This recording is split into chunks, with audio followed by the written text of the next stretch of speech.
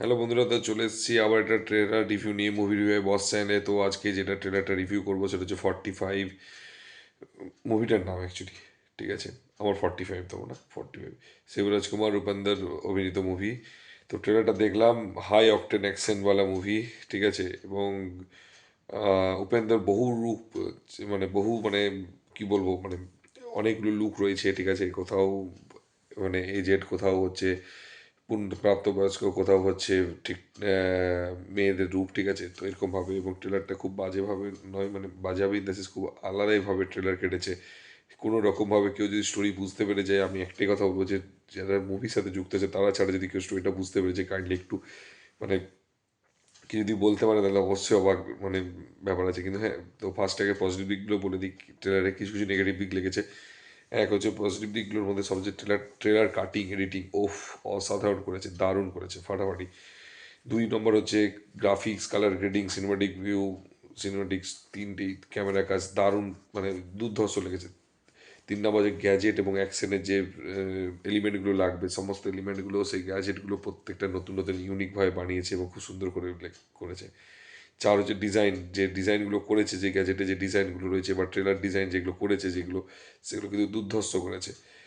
পাঁচ নম্বর হচ্ছে ডায়লগ, যে ডায়লগটা অ্যাকচুয়ালি পিছন দিকে যেটা বলছে, খুব সুন্দর ডায়লগটা লেগেছে। ডায়লগ রাইটিংটা কিন্তু খুব ভালো লেগেছে আমার, খুবই সুন্দর লেগেছে। মানে অ্যাকচুয়ালি পয়েন্টগুলো মানে হচ্ছে না পরীক্ষার খাতে লিখছি, সরি, মানে এইভাবে না, আমার ডায়লগ রাইটিংগুলো খুব সুন্দর লেগেছে।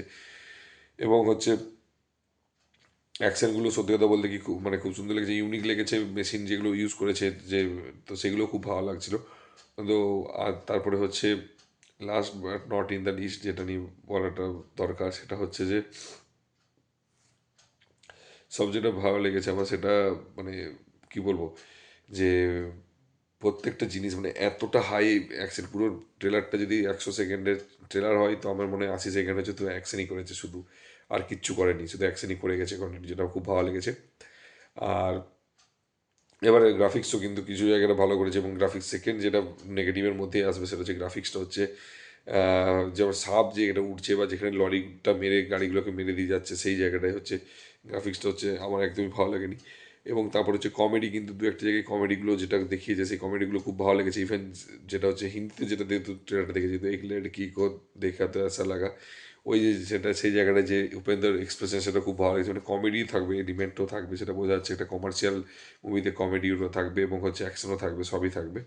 তো তারপরে হচ্ছে এটা গেল। তারপরে আর তারপরে যেটা মানে কি বলবো, তারপরে হচ্ছে হ্যাঁ, যেটা হচ্ছে যে যেটা হচ্ছে আমার শিবরাজ কুমারকে কিন্তু নেগেটিভের মধ্যে বলছি, শিবরাজ কুমারের মধ্যে যেটা সবচেয়ে বাজে লেগেছে, যে ওকে অ্যাকচুয়ালি কিছুটাই স্ক্রিন প্রেজেন্স দেয়নি। মানে আমার জন্য উপেন্দর বেস্ট মুভি হয়তো ট্রেলারে, মানে আমি বলবো যে আর একটু গেমপ্লেস দিতে পারতো শিবরাজ কুমারকে, যেটা ভালো লাগতো আরো।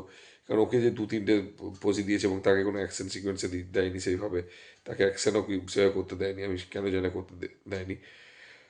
আর একটা জিনিস আমার খারাপ লেগেছে, সেটা হচ্ছে যে এটা আমার যেটা মনে হচ্ছে দুটো টাইম ফ্রেমের একটা মুভিটা হবে, দুটো বা দুটো টাইম ফ্রেমের, তো দুটো টাইম ফ্রেম অ্যাটলিস্ট ক্লিয়ারলি যদি বোঝাতে পারতো তাহলে তো আরও বেটার হতো। কারণ ট্রেলারও কিন্তু কিছুটা বাজ বা হাইপ ক্রিয়েট করে, সেটাও হওয়া উচিত ছিল।